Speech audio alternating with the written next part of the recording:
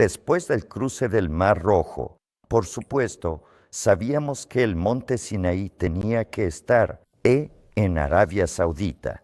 Así que papá intentó conseguir permiso durante 4 años para ir a Arabia Saudita para que pudiéramos probar que ese es el monte Sinaí.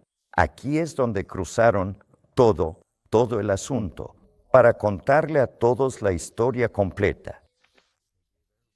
Y no nos daban permiso y él seguía solicitando y solicitando, pero no lo permitían. Nuestro papá no quería que fuéramos a Arabia Saudita. Estábamos en Jordania. Él quería que nos quedáramos en Jordania, que simplemente pasáramos el rato. Teníamos dinero, que fuéramos a comer y hiciéramos lo que quisiéramos, solo que lo esperáramos. Y le dijimos, no, tú no vas a ir, ya sabes. No podíamos dejar que fuera solo porque él decía que iba a cruzar a escondidas, pero no quería que fuéramos, ya sabes. Pero prácticamente insistimos, vamos a ir, ¿sabes? ¿Qué vas a hacer? ¿Amarrarnos? ¿Obligarnos a quedarnos o lo que sea? Así que nos dejó ir y nosotros, pues, nos colamos allá. Era por una buena causa porque lo único que queríamos era bucear en ese lado del Mar Rojo, porque en la Biblia dice que todos los cuerpos llegaron a la orilla. Los hijos de Israel vieron los cuerpos en ese lado del agua. Así que pensamos que la mayoría de las muchas partes de carros y cosas así, habría muchas más de ese lado, más cerca. Por eso nos colamos allá, y lo único que íbamos a hacer era bucear. Cuando teníamos todo nuestro, teníamos aletas, máscaras, equipo de cámara submarina, cosas así para tomar fotos.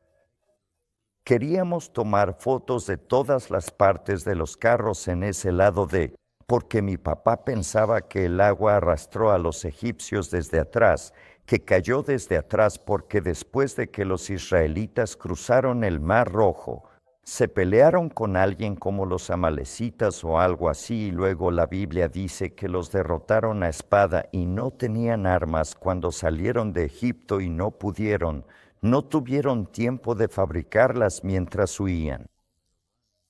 Así que mi papá básicamente pensó que muchos de los cuerpos de los soldados fueron arrastrados a la orilla y que ahí consiguieron sus armas. Y luego la Biblia sigue hablando sobre el monte Sinaí y esas cosas. Así que, pues, básicamente nos colamos, agarramos nuestras mochilas y empezamos a subir y bajar esas colinas, cruzando hacia Arabia Saudita y, nos tomó como 14 horas de caminata subiendo y bajando esas colinas. Y mi papá tenía como 50 y tantos años en ese entonces, así que realmente le costó mucho trabajo a mi papá. Y, bueno, estuvimos ahí como 3 días. Intentamos llegar al lado saudí, cerca del Mar Rojo, para poder bucear, pero estaba todo cercado, era zona militar, así que ni siquiera pudimos acercarnos. Así que no pudimos hacer eso y conocimos a un tipo, estábamos caminando y este hombre y su familia estaban en la playa después de que estuvimos cerca de la frontera, y él nos llevó al pueblo en su coche y nos invitó a comer a su casa. Era banquero. Y bueno, de todos modos, alquilamos un taxi y le preguntamos, él hablaba bastante bien inglés. Le dijimos, ¿podemos alquilar un jeep o algo así? Y, dijo, sí, así que alquilamos un jeep y le estábamos diciendo, queremos ir a, Jebel la montaña de las leyes. Y ellos la conocían allá, se llama ¿sabes? Ellos sabían que era la montaña de Dios o la montaña de las leyes y, así que entendieron exactamente a dónde queríamos ir y empezaron a llevarnos hacia allá.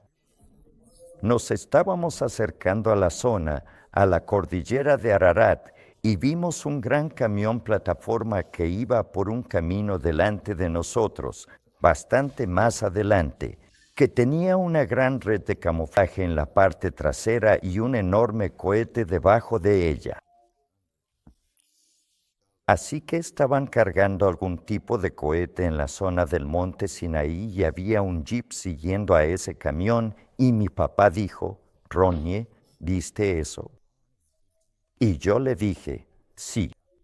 Él dijo, no les digas que viste eso. Y bueno, ese jeep vino a toda velocidad por el camino hacia nosotros y el tipo empezó a gritarle a nuestro conductor, gritándole, ¿qué están haciendo? Y bla, bla, bla, ¿sabes? Porque no querían que viéramos ese misil, obviamente, así que actuamos como si nada, como si no hubiéramos visto nada, y cuando nos pidieron los pasaportes, dijimos que los habíamos dejado en el hotel. Así que, de todos modos, en ese momento el tipo simplemente nos dio la vuelta y nos dejó ir con nuestro conductor y nos sacaron de ahí. Y entonces esa noche simplemente conseguimos otro hotel y papá dijo, bueno, chicos, supongo que, ya saben, aquí no vamos a poder hacer nada, ¿saben? Y dijo, así que supongo que mañana simplemente intentaremos salir de aquí. Y dijo, no hay manera de que pueda volver a salir caminando por donde entré. Dijo, no puedo hacerlo. Dijo, vamos a tener que cruzar por la frontera. Y le dije, papá, le dije, nos van a meter a la cárcel si cruzamos esa frontera. Y él dijo, Ronnie, dijo, no hay manera de que lo logre. Dijo, te doy tu boleto de avión y tu pasaporte y puedes salir caminando. O ustedes, muchachos, ya saben, pueden tomarlos y se van, pero yo voy a tener que cruzar por la frontera. Le dije, bueno, papá, yo no puedo dejar que hagas eso. Nos atraparon. De todos modos, básicamente dijeron, está bien, esperen aquí. Y luego prácticamente vino el ejército y nos sacó de la aduana o de la frontera. Así que, eso no pintaba bien. Nos tenían en la cárcel militar.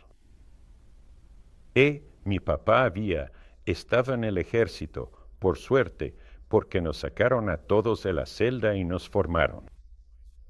Nos pusieron a los tres en fila y, había una pared frente a nosotros, probablemente a unos 15 metros delante, llena de agujeros de bala. O sea, ya sabes, parecía que ahí es donde fusilan a la gente, y de hecho ahí es donde lo hacían. En fin, nos dijeron. Papá dijo que si decían no hagas nada a menos que lo digan en inglés, ¿sabes? Y dijeron, caminen hacia adelante y estaban gritando cosas. Sonaba como si fuera algo para hacernos detener, pero papá había dicho, no se detengan a menos que lo digan en inglés.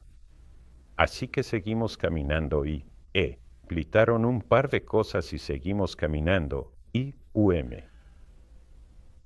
Así que, en fin, ellos pensaron que, ya sabes, no éramos una AME, llegamos. Les mentimos sobre haber cruzado, pero no éramos una amenaza.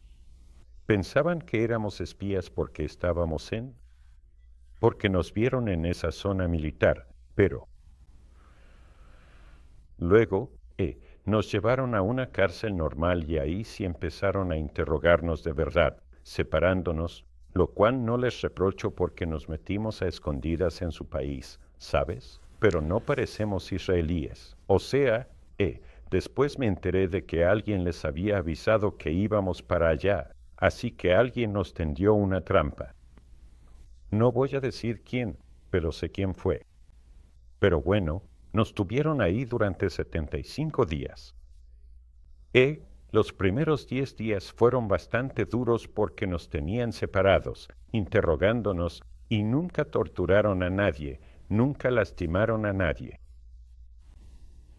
Nos daban de comer, así que era cuestión de, simplemente estar ahí tanto tiempo y no. No podíamos hablar con un consejero o sea, con la embajada o con nadie. Simplemente nos mantenían ahí y decían, quizá mañana salgas. Quizá mañana, ¿sabes? Por tanto tiempo en la cárcel, parece una eternidad, porque en Arabia Saudita, ya sabes que está perdiendo su casa allá en casa, ¿sabes? No tenía dinero para pagar la cuenta. Mi hermana está en casa. Todos están preocupados pensando que estamos muertos. ¿Sabes? Todo lo que saben es que encontraron el coche y no nos han visto en varios meses. 75 días en Arabia Saudita. Así que iba a decir, Y luego nos entregaron al gobierno jordano. Dijeron, se van a casa. Y luego nos entregaron a la policía jordana y tuvimos que quedarnos en su prisión 3 días, lo cual fue realmente terrible porque estábamos en la población general allí en la cárcel jordana. Y cuando apenas doblamos la esquina escoltados hacia la cárcel, había 2 guardias sujetando a un tipo en una silla, arrancándole la barba y el bigote a puñados y su cara estaba sangrando. Y no nos dejaron afeitarnos ni una sola vez en Arabia Saudita y tuve mi primera barba en la vida. Ni siquiera sabía que podía dejarme crecer una. Pero el bigote de mi papá era tan largo que tenía que sostenerlo para poder comer, ¿sabes? Ni siquiera podía comer bien porque se estaba masticando la barba. No nos dejaban afeitarnos. Y, bueno, mi papá les contó a los saudíes. Ellos nos consiguieron un intérprete y nos interrogaron durante 75 días. Nos hacían las mismas preguntas una y otra vez para ver si la historia cambiaba y, ya sabes, no cambió. Y, después nos enteramos de que un amigo de mi papá, a quien mi papá le había contado que íbamos para allá, en realidad llamó al gobierno de Arabia Saudita y les dijo que éramos espías israelíes. Y por eso nos habían estado buscando desde que él llamó, de todos modos. Y también le había contado a otro amigo, James Owen, el exastronauta James Owen, que también era arqueólogo. Él inició una fundación de alto nivel, la Harvard Foundation, y estaba interesado en encontrar el Arca de Noé. Mi padre lo llevó a ver el Arca de Noé y se la mostró, y entonces se hicieron buenos amigos. vi después de que salimos de la cárcel que mi hermana y otra persona nos habían hecho una entrevista y dijeron que estábamos desaparecidos y que nos veían como Olvidé en qué canal fue, pero de todos modos, James Owen se enteró y él conocía al rey de allá, así que hizo algunas llamadas telefónicas y, evidentemente, fue él quien nos sacó. Era amigo de mi papá, así que eso resultó bien. Pero ese fue el último viaje que hice a Arabia Saudita. No sé. Me siento realmente bendecido de haber tenido un papá como el mío y de haber podido hacer este trabajo. Ha sido simplemente algo increíble, realmente increíble.